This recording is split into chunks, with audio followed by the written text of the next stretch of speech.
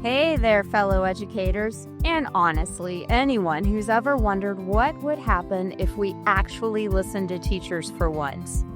I'm Leah Cleary, and this is If Teachers Ruled the World. You know, after 25 years in the classroom, I've learned that teaching isn't really about having all the answers. It's about being brave enough to ask the right questions, and maybe, just maybe, admitting when we have no idea what we're doing, which, let's be honest, happens more often than we'd like to admit. So grab your coffee, or whatever, and let's talk about the real stuff, the messy, imperfect, sometimes beautiful reality of what it's like to shape young minds while trying to keep our own sanity intact. Because if we're going to change the world, we might as well be honest about what that actually looks like. All right, let's dive in.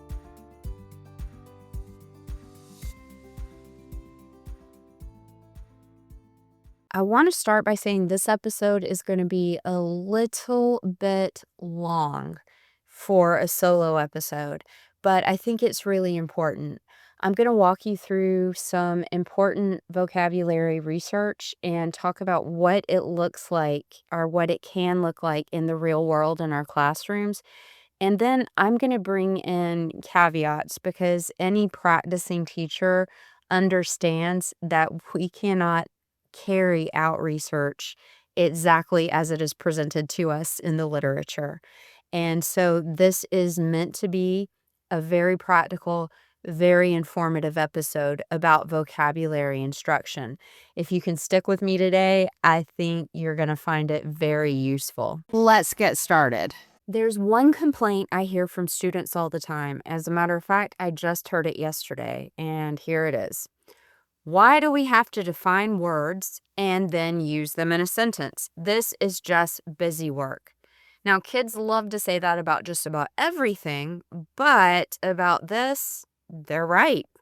They're absolutely right. Students understand that looking up a word, copying down the definition, and using it in a sentence doesn't actually help them learn. And honestly, the research backs them up on this. In fact, researchers who examined the errors students made when writing sentences based on dictionary definitions, they concluded that this activity is, and I'm quoting here, pedagogically useless. Let me give you an example from the research. A student was given the definition of redress, as in set right, repair, remedy. Here's the sentence they wrote. The redress for getting well when you're sick is to stay in bed. See the problem? The student kind of got it, but not really. They had a surface level understanding that completely missed how the word actually works. So why do we keep having students do this? Is it because it's easy to grade? Because we hope it will magically make the word stick? Because it's what was done to us when we were students? Here's the thing. Vocabulary instruction absolutely matters. Stephen Stahl, a vocabulary researcher, puts it this way. Vocabulary knowledge is knowledge. The knowledge of a word not only implies a definition, but also implies how that word fits into the world. But if this traditional approach that we've all used for so many years, or at least many of us have, doesn't work, then what should we do instead? Today, I'm walking you through a complete approach to vocabulary instruction that actually works. An approach grounded in research that moves students from surface level learning to deep understanding, and then finally to transfer. And I'm going to use one word, mercantilism, as our example all the way through so you can see exactly what this looks like in practice. All right, let's get started. Before we start talking about strategies, we need to talk about John Hattie's 3 stages of learning, and I hope I'm saying his name right. John Hattie? I think I am. I hope I am. I've only seen it in print. I've never actually heard it spoken. These strategies are from his book, Visible Learning. This is a framework that completely changed how I think about vocabulary instruction. Hattie identifies 3 stages.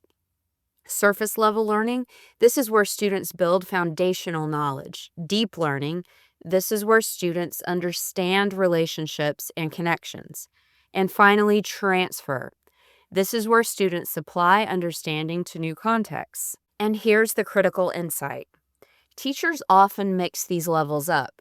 We don't give students enough time at the surface level before trying to push them to deeper work. There's an example in Visible Learning for Social Studies by Hattie, Stern, Fisher, and Frey that illustrates this perfectly. A teacher does an entire unit on immigration, spends weeks on it, creates all these activities, and has great discussions.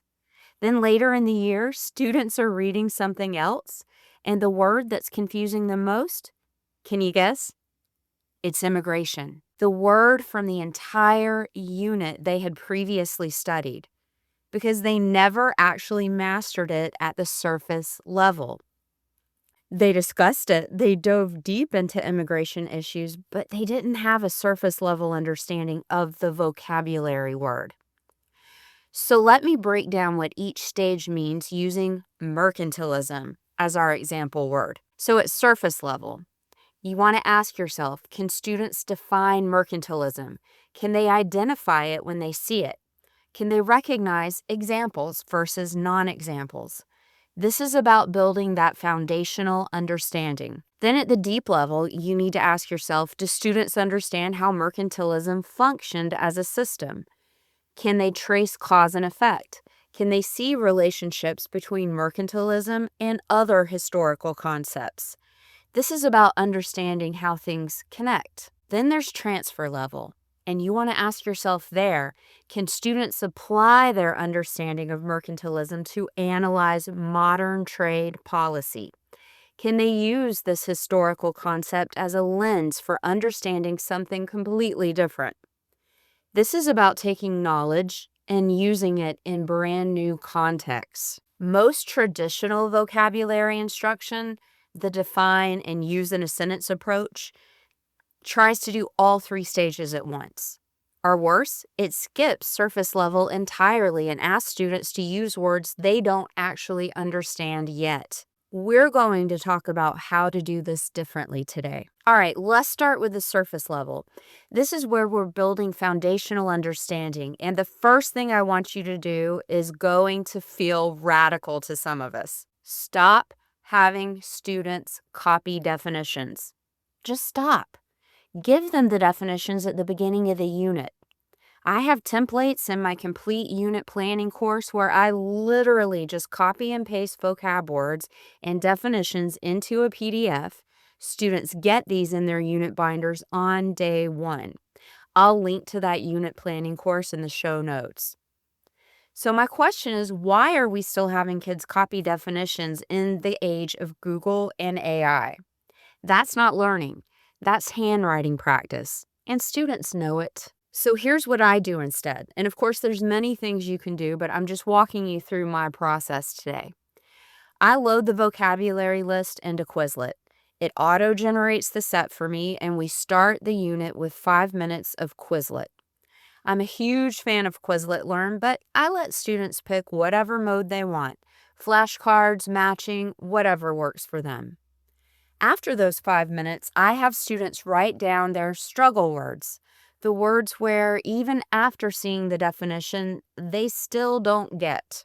Words that at a cursory glance, they were struggling with. Then I ask them to think of one way they might remember that word.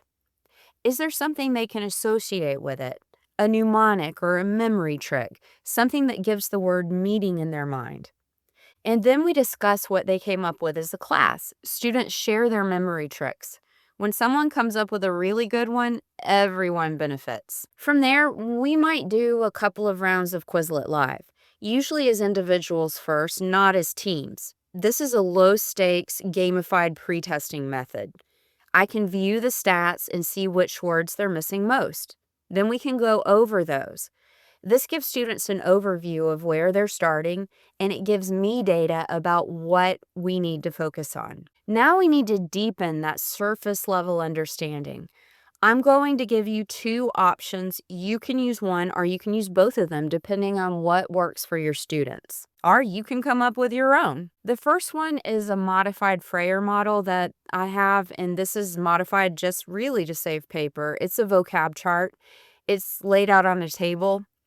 And sometimes I'll give it to students to fill out. Sometimes I'll fill it out myself and use it as an anchor chart in the classroom. So the word is in one column, and then students put the definition for the word in their own words. That's key, and it's actually harder than it sounds. I share exemplars with the other students when one student nails it, and that's important too, because they need to see examples of what that looks like. Then they do use the word in a sentence, but we move on to that step after we've really talked about the definition and introduced it with Quizlet and discussed the words like I was talking about. Then they find a synonym. Sometimes I have them find an antonym too. And then they draw an illustration that represents that word to them. And I want you to remember for the definition that the key here is in their own words. If a student can take a complicated definition and get it down to something really short and clear that they understand, that is a skill of translating definitions into your own language. And that surface level processing matters. Option 2 is See It cards, and this comes from Visible Learning for Social Studies. I really, really love this structure. It's similar to the Freyer model, but with a little more scaffolding, and students are actually using index cards. So on the front of the card, they write the word. So for our example, the word is mercantilism. On the back, students complete 4 sections. The acronym for it is See It. The S is state. State the idea clearly in your own words. For mercantilism, a student might write an economic system where colonies exist to make the mother country rich. That's not a perfect definition, but that is meaningful to the student and it gets at the heart of the idea. E is elaborate. So for this, they would add some nuance and some detail. For example, the governments control trade.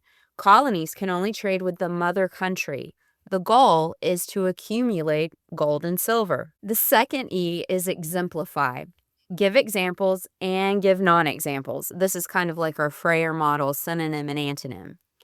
Some examples might be the British Navigation Acts, Spanish treasure fleets, French colonial trade restrictions. Some non-examples might be free trade, laissez-faire economics, modern global markets. The I is illustrate. Draw it. A student might draw ships carrying goods from colonies to Europe, or maybe gold coins flowing into a treasury. I really like this structure because it builds in the elaboration piece and it forces students to really think about what the word is not, which actually deepens their understanding. Now, here's what's critical. Don't just check these cards for a grade and move on. Use them. Have students bring these cards to class every single day. You can use a class set of these to play Quiz Trade. This is a Kagan structure that gets students up and moving. Every student starts with one card. You can play music or set a 5-minute timer, and students walk around the room and they find a partner. So they'll just stop, they'll face a student, and student A shows their word. Student B has to state it. Or maybe later in the unit, elaborate or exemplify. If they can't, student A shows them the back quickly.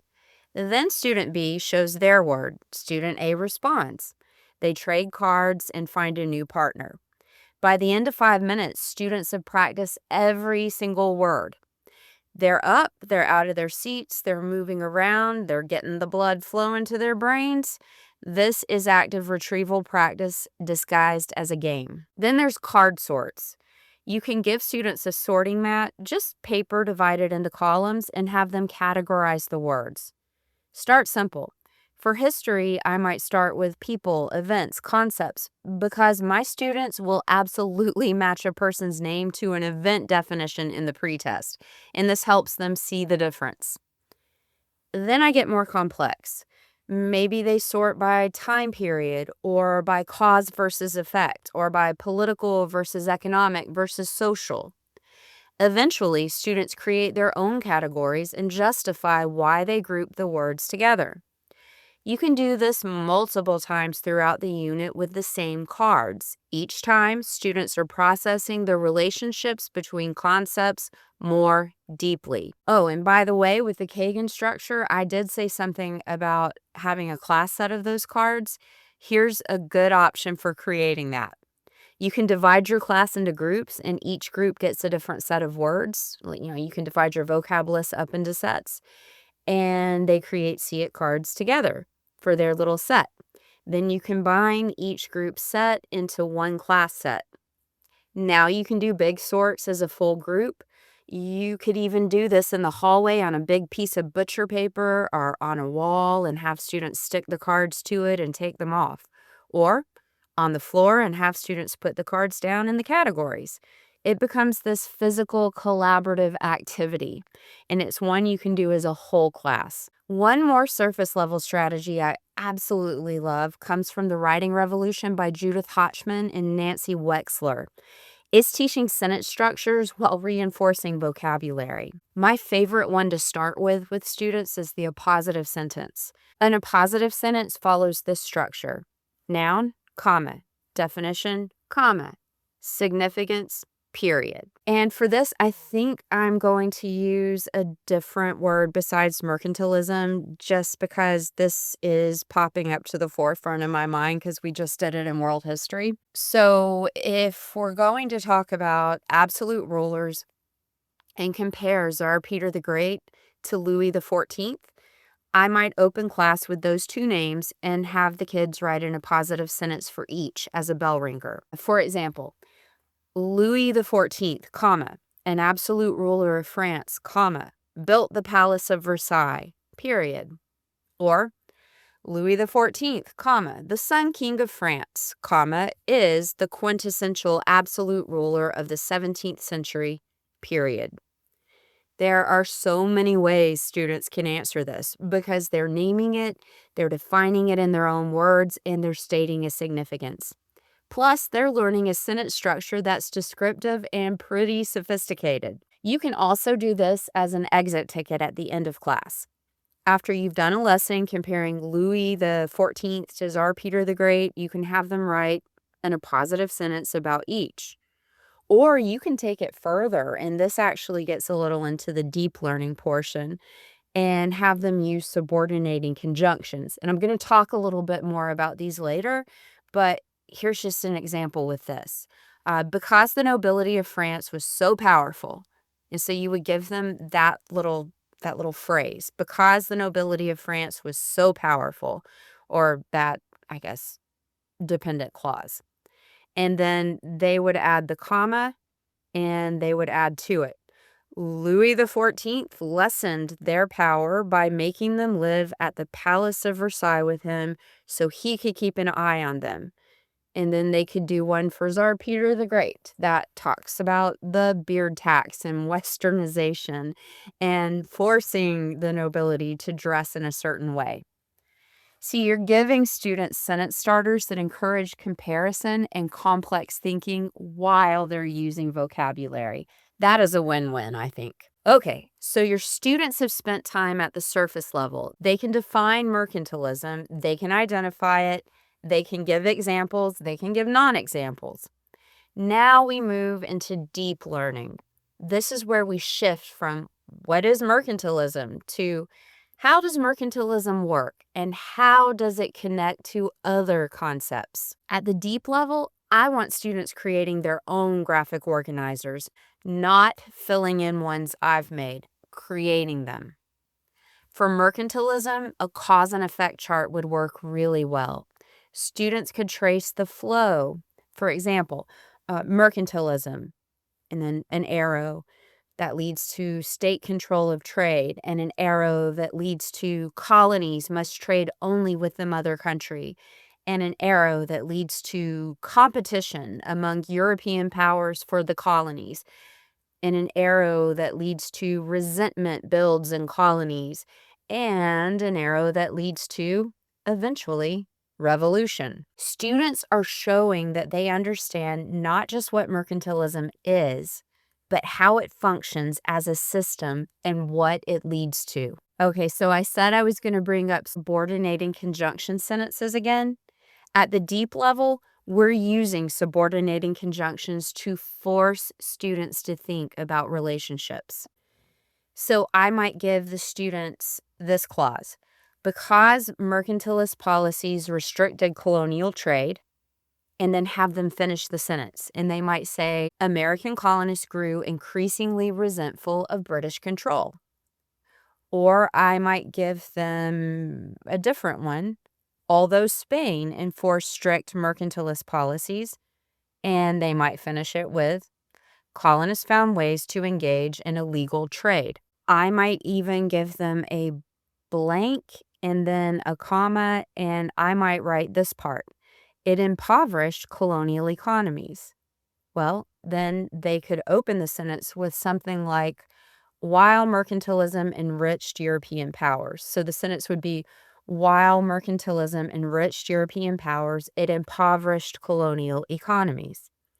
These sentences require students to understand causation and comparison. They set students up to write thesis statements with nuance, with counterclaim and claim, and I love that. They can't just plug in the definition, and that's key for this. They have to actually understand how the concept works. I'm also a fan of close reading at this stage. So this is where we see vocabulary in authentic historical texts. For mercantilism, I might use excerpts from the Navigation Acts to show the policy in action. But here's one I really love as a world history teacher, Simón Bolívar's letter from Jamaica, written in 1815. Now, my students have traditionally had an issue with reading this document. They have a tendency to read this letter at the surface level. And I'm going to quote from this letter so that you can see what I'm talking about. So Bolivar writes, "We are still in a position lower than slavery, and therefore it is more difficult for us to rise to the enjoyment of freedom. States are slaves because of either the nature or the misuse of their constitutions. A people is there enslaved." Ooh, I cannot read today. A people is therefore enslaved when the government, by its nature or its vices, infringes on and usurps the rights of the citizen or subject. Oh, that was hard. So a lot of times my students will read that and they'll say to me, oh, so they're slaves to the Spanish. You see that mistake? Bolivar's not talking about literal slavery. He's describing economic and political oppression through mercantilist policies. He goes on to detail how Spain controlled what they could produce, who they could trade with, what they had to grow, all the restrictive practices of mercantilism. This is deep reading. Students have to use their understanding of mercantilism to interpret what Bolivar's actually saying. So then we want to bring class discussion into this and comparison. At the deep level, class discussions become more analytical. Instead of what is mercantilism, we're asking how did British mercantilism differ from Spanish mercantilism? What were similarities and differences in implementation? Why did these differences matter? Students are using vocabulary to make sophisticated arguments about relationships between concepts. All right, here's where it gets really interesting and sometimes a little intimidating. This is the transfer level. Now, transfer is when students can take their understanding of mercantilism and apply it to something completely new. Here's what I like to do. I like to assign readings about current trade policy, maybe articles about tariffs, trade wars, protectionism. Then have a Socratic seminar. The question, how do modern protectionist policies compare to historical mercantilism? What's similar? What's different? What can history teach us about these approaches? Students have to use their understanding of an 18th century economic system to analyze 21st century policy. That's transfer. I've got a free Socratic seminar template in my resource library at leahcleary.com. It works so well for this. It's got assessment built right in with rubrics and everything. You can sign up for my free resource library. I will link in the show notes where you can do that. And here's what I'm looking for with that Socratic seminar on those readings. Are students making genuine connections? Do they understand the concepts well enough to see parallels?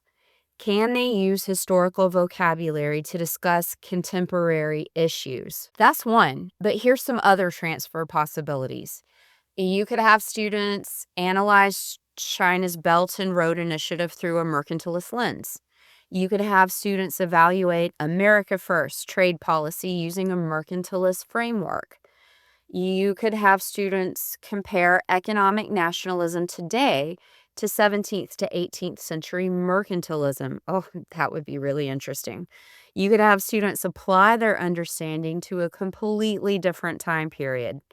What about in world history, Roman economic policy? The key here is that they're not just recalling information. They're using historical concepts as tools for analysis in brand new contexts. Okay, so let's talk about timing, because I know what you're thinking. You're thinking, Leah, this all sounds great, but I have 47 other things to teach and 3 weeks to do it. And I, of all people, get that. I really, really do. Ideally, if we're doing a 3-week unit, we'd spend about a week on surface level, a week on deep learning, and a week on transfer. That culminates in something like a Socratic seminar, a debate, an essay, a presentation, a podcast, a DBQ, something students create. That's ideal. But we live in the real world. And while all of this research is phenomenal, when we apply this research, we have to apply it with our students and the reality of our schedules in mind. And sometimes surface level is all we can do in 3 weeks. And that's not a failure. That's meeting students where they are. I've had classes where it's difficult in 3 weeks to get students to the deep level. And I'm happy if we can solidly nail the surface. I'm not going to lie about that. I have other classes where I can get students to the transfer level. It just depends on the students. It depends on the year. It depends on 1,000 variables, such as scheduling, that we don't control. We have to meet students where they are. We have to make sure they adequately get the surface level before we move on. And different students struggle at different points in this progression. Some of my students who are struggling readers or English language learners, they might get stuck at the surface level. And you know what?